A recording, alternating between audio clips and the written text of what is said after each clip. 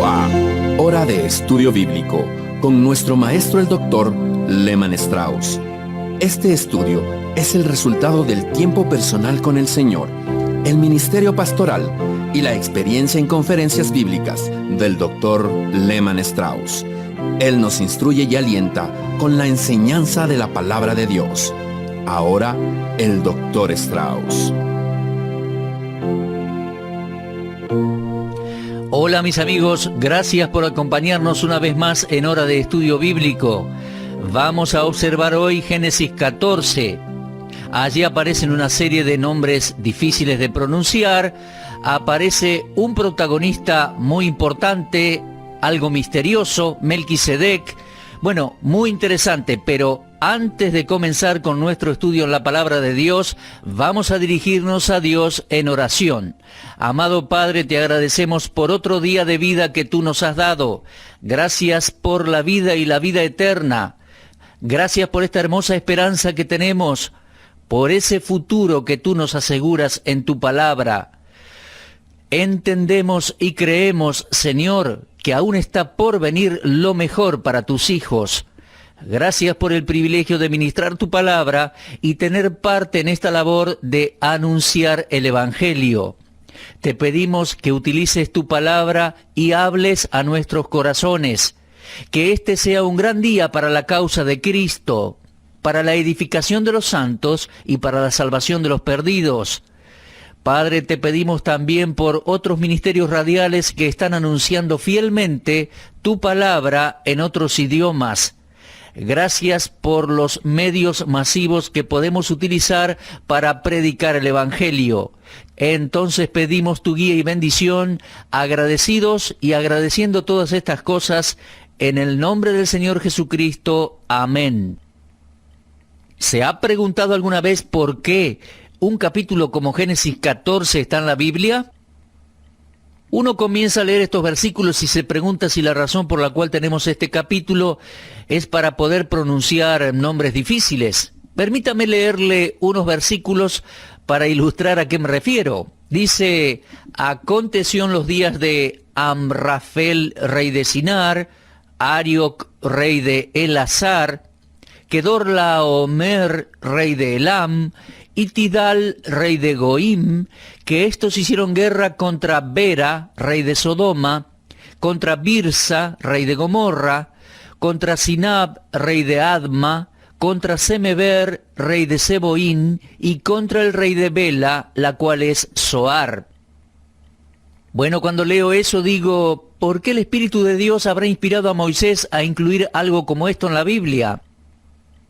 Bueno, permítame en primer lugar decirle que este capítulo contiene varias cosas que aparecen por primera vez en la Biblia. No estoy sugiriendo con esto que esta fue la primera guerra, pero es la primera registrada en la Biblia. No tenemos ningún otro conflicto registrado antes de este capítulo. Hay otras cosas que aparecen por primera vez y las vamos a ir viendo de a poco más adelante. Pero ahora permítame decirle que creo que la razón por la cual tenemos este capítulo no es el registro de la primera guerra, no es la lista de nombres difíciles, sino que contiene una historia muy vital que incluye a Lot.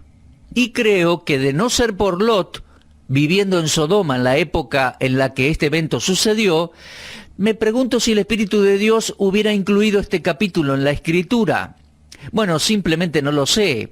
Estoy diciendo que creo que la razón por la cual tenemos este capítulo se ve en el hecho de que Lot aparece involucrado en la historia. Me gustaría, comenzando, darle un par de palabras claves para poder ver el punto principal de este capítulo. Primero, quiero que piense en la palabra conflicto. En este capítulo tenemos un gran conflicto, una guerra literalmente. En segundo lugar, quiero que vea la idea de compasión. Vamos a ver a Abraham como un hombre de gran compasión. Y también quiero que note la palabra coraje. Vemos a este hombre de fe, a Abraham, andando por fe y no por vista, y vemos que en determinado momento es un hombre de coraje, de valor. Luego vemos la palabra conquista, ya que Abraham logró una gran victoria. Y finalmente la palabra seguridad o confianza. cosa que vamos a ver al final del capítulo. Ahora, recuerde y tome nota de esas palabras claves, ya que le van a ayudar a retener el mensaje del capítulo entero. Conflicto, compasión, coraje, conquista y confianza. Muy bien, vamos entonces a considerar el capítulo. Entonces comenzó aquella guerra, aquel conflicto. 5 reyes se levantaron contra 4, y una de las naciones involucradas en la guerra fue Sodoma, una pequeña nación. Desde luego, Sodoma era una ciudad, pero creo que la ciudad de Sodoma era como la capital, la ciudad principal. Y creo que así este hombre llamado Bera tenía su trono. En el versículo 2 lo vemos, Bera, rey de Sodoma. Por supuesto, el sobrino de Abraham, Lot, vivía en Sodoma y quedó involucrado en este conflicto. Cuando Abraham escuchó que Lot estaba involucrado en esta guerra, decidió hacer algo al respecto. Muy bien, leamos en el versículo 11. Tomaron toda la riqueza de Sodoma y de Gomorra y todas sus provisiones y se fueron. Tomaron también a Lot, hijo del hermano de Abraham, que moraba en Sodoma, y sus bienes y se fueron. Ahora, recuerden, en el capítulo 13, Lot, en versículo 10, miraba hacia Sodoma y fue poniendo sus tiendas hasta Sodoma. Y en el capítulo 14 lo encontramos viviendo dentro de la ciudad de Sodoma. De manera que podemos comprobar este declive en la vida de Lot. Él fue arrastrado por su apetito por las cosas de este mundo. Vemos que él alzó sus ojos y miró hacia Sodoma, en primer lugar, luego fue poniendo sus tiendas hasta Sodoma y finalmente se fue a vivir allí. Él es un creyente, pero un creyente carnal. Y él nunca siguió a Dios, él seguía a Abraham. ¿Era un creyente en el único y verdadero Dios? Sí, creo que sí. El Nuevo Testamento lo llama el justo Lot, pero era seguidor de su tío en realidad, seguidor de Abraham. Alguien escapó de aquella batalla y vino apresuradamente a Abraham, y en el versículo 13 leemos, vino uno de los que escaparon y lo anunció a Abraham el hebreo. Génesis 14, 13. Bueno, esta es la primera aparición de la palabra hebreo. Abraham aquí por primera vez es llamado hebreo. Y dijimos en su momento que la palabra hebreo proviene de la palabra Heber, la cual también encontramos en Lucas 3:35. En el Antiguo Testamento lo encontramos en el capítulo 11 de Génesis. Así que esta fue la primera aparición de la palabra hebreo. Bueno, vino uno de los que escaparon y lo anunció a Abraham el hebreo, que habitaba en el encinar de Mamre, el amorreo, hermano de Escol y hermano de Aner, los cuales eran aliados de Abraham. Oyó Abraham que su pariente estaba prisionero, armó a sus criados, los nacidos en su casa, que eran 318. Ahora, mis amigos, Abraham debe haber tenido una operación grande aquí, porque si tenía 318 hombres preparados para luchar, los nacidos en su casa, entonces debe haber llevado a cabo una gran operación. Y vemos a Abraham encabezando una especie de ejército, como si fuera un líder de un ejército pequeño. Abraham llevó sus 318 hombres, caminaron bastante, lucharon, vencieron al enemigo y rescataron a Lot y los bienes. Mis amigos, aquí creo que vemos la compasión de Abraham. Abraham podía haber tomado la actitud que muchos creyentes toman en la actualidad y haber dicho, bueno, se metió en problemas, ahora que se las arregle. Él escogió ir a Sodoma y vivir con esa multitud impía que ahora paga el precio. Se merece lo que está sucediéndole. Pero esa no fue la actitud de Abraham. Él era un hombre muy compasivo. Se da cuenta que su sobrino necesitaba ayuda. Lot se apoyó en Abraham por mucho tiempo. En realidad, desde que él dejó Ur de los Caldeos, que se aferró a Abraham. Él nunca anduvo por fe, él era un creyente, el apóstol Pedro lo dice así, pero era carnal, un creyente mundano que dependía de su tío Abraham. Y aquí vemos compasión por parte de Abraham. Gálatas capítulo 6 y versículo 1 dice: hermanos, si alguno fuere sorprendido en alguna falta, vosotros que sois espirituales, restauradle con espíritu de mansedumbre, considerándote a ti mismo, no sea que tú también seas tentado. Y esa lección de Gálatas 6 seguramente estaba en la mente de Abraham. Él vio que Lot necesitaba ayuda. Y creo que nosotros, los creyentes, necesitamos ser personas consideradas y compasivas cuando otro hermano está pasando por una dificultad. Incluso si ese hermano es una persona más débil, después de todo el hermano débil necesita ayuda y la hermana débil necesita ánimo, posiblemente más que otros. Entonces, Abraham se muestra como un hombre compasivo. Él también demuestra ser un hombre de coraje, porque estuvo dispuesto a arriesgar su vida en la batalla y hacer algo al respecto de esa situación. Y luego leemos en el versículo 16 que después del conflicto hubo una gran conquista. Recobró todos los bienes y también a Lot su pariente, sus bienes, las mujeres y demás personas. Ahora, Vera, el rey de Sodoma, salió a darles la bienvenida a Abraham y todo el grupo después que Abraham ganó la batalla y desbarató los enemigos.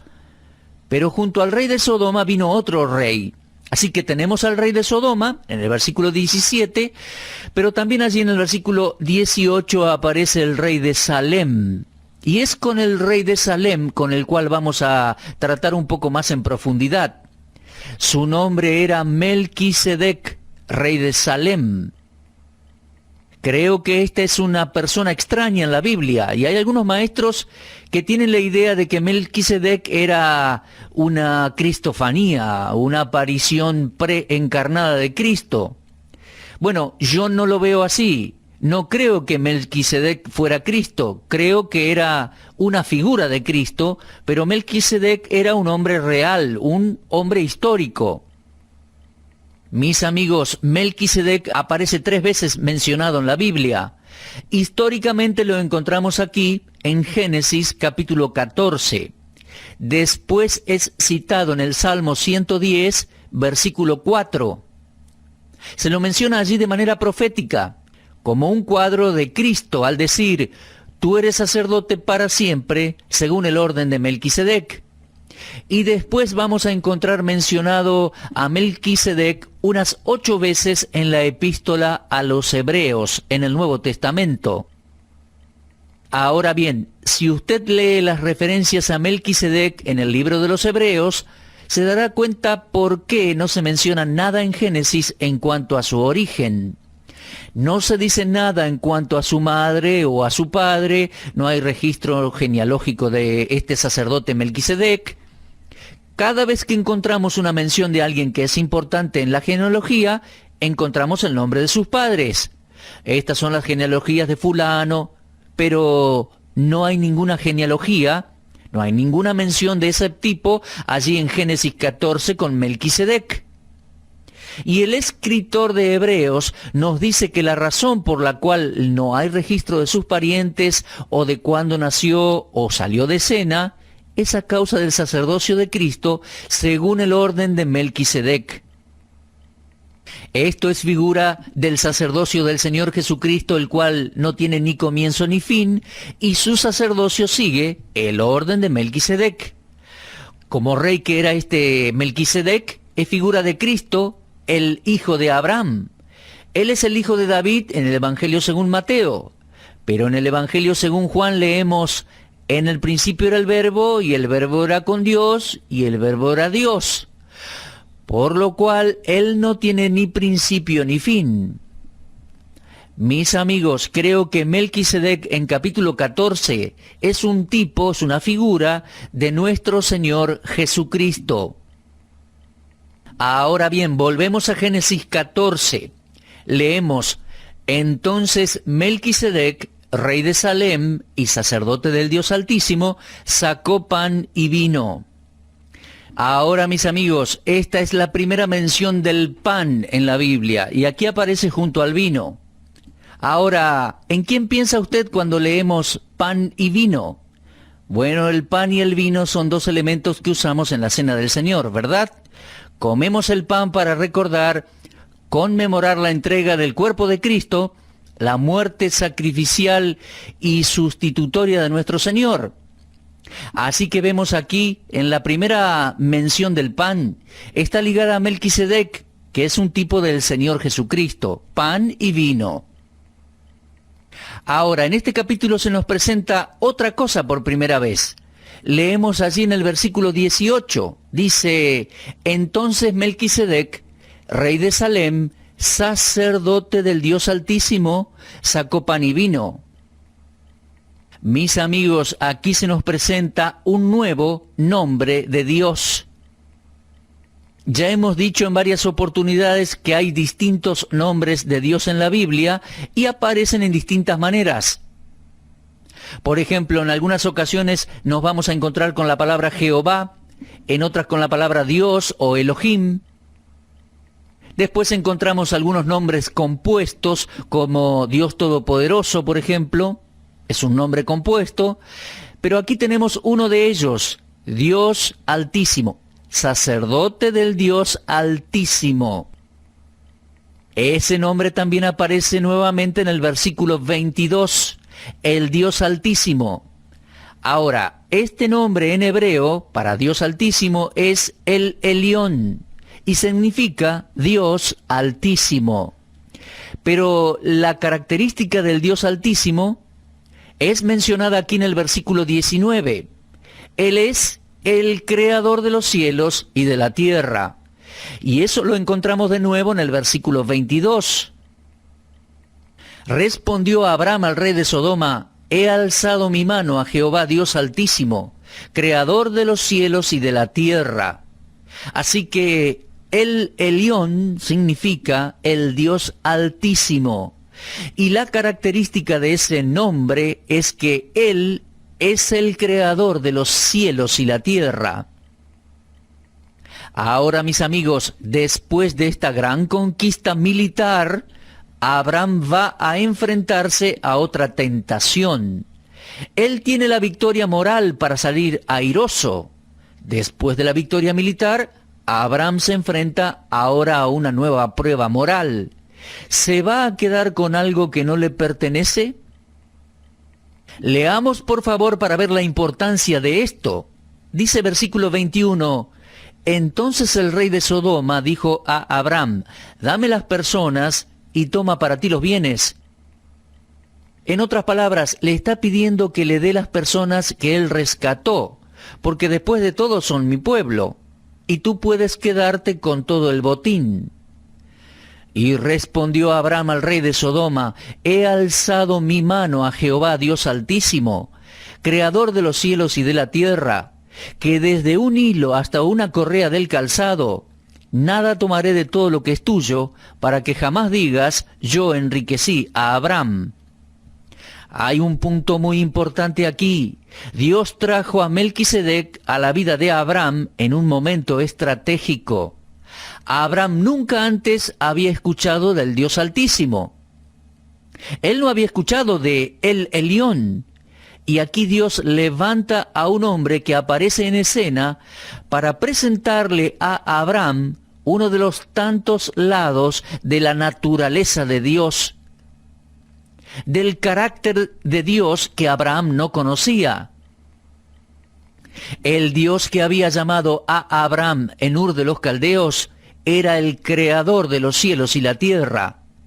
¿Se da cuenta? Dios sabía que Abraham se enfrentaría a esa tentación, que el rey de Sodoma le iba a ofrecer todos sus bienes a Abraham.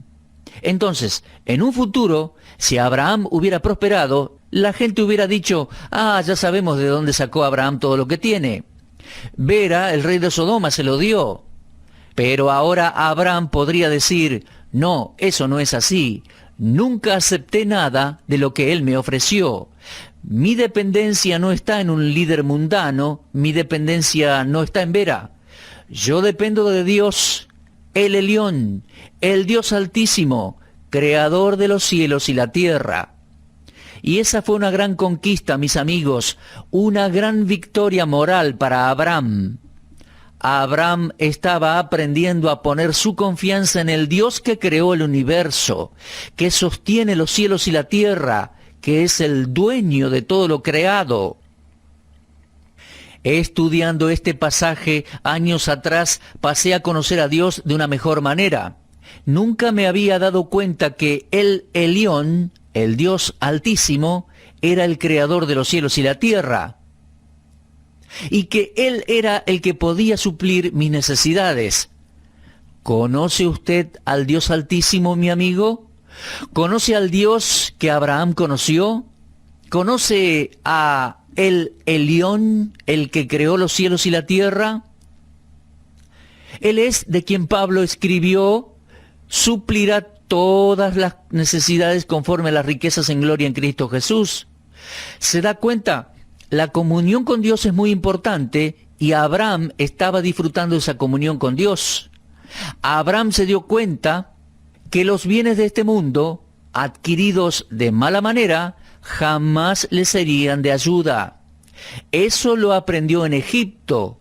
Lo vimos en programas anteriores. ¿Lo recuerda?